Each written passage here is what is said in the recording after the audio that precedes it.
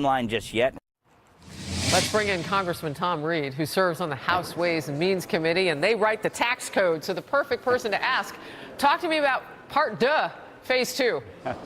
Well, I was there at a meeting a couple of weeks ago over at the White House where we started the conversation with, the chairman was there, the president was there, and I think there's an appetite to make, especially on the individual side, the tax cuts for the individuals permanent. And I've heard on the other side of the aisle numerous complaints publicly about the fact that those income rates are going to expire and go up. And for us, we should be able to come together and agree, make these tax cuts permanent, especially for the individuals across all of America.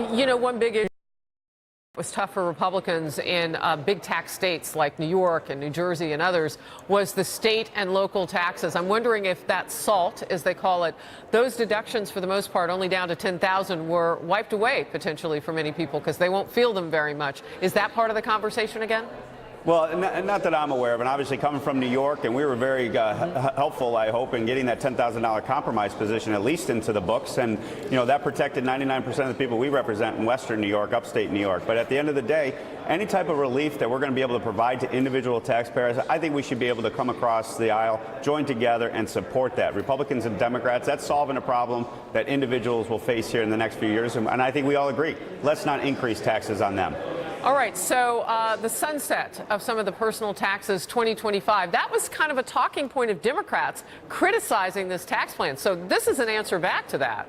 Yeah, absolutely correct. I mean, if you're going to criticize, you might as well stand with us, and we'll solve the problem for you, too. And we agree. And believe it or not, in Washington, D.C., we can agree on some things. And this is something I think Democrats and Republicans should support and will support, and that's part of Part 2 of tax reform going forward. Congressman Reed, I'm wondering, too, how much the criticism of the tariffs on steel, aluminum, and the list is actually a little broader than that, because I know that there were some other things that the president had talked about early on, too, with tariffs. If all of it potentially bumps up the cost for some Americans because a lot of things have those ingredients in them, those manufactured ingredients, if this is also helping to take the edge off of higher pricing.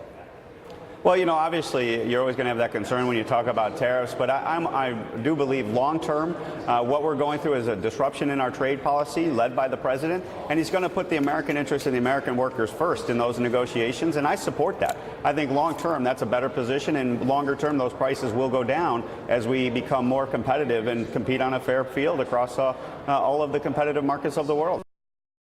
All right. It's helpful to have that information because I don't think we've said the word tariff as much as we have recently in a long time. So we're talking and learning along the way. Tom Reed of the great state of New York. Congressman, thank you.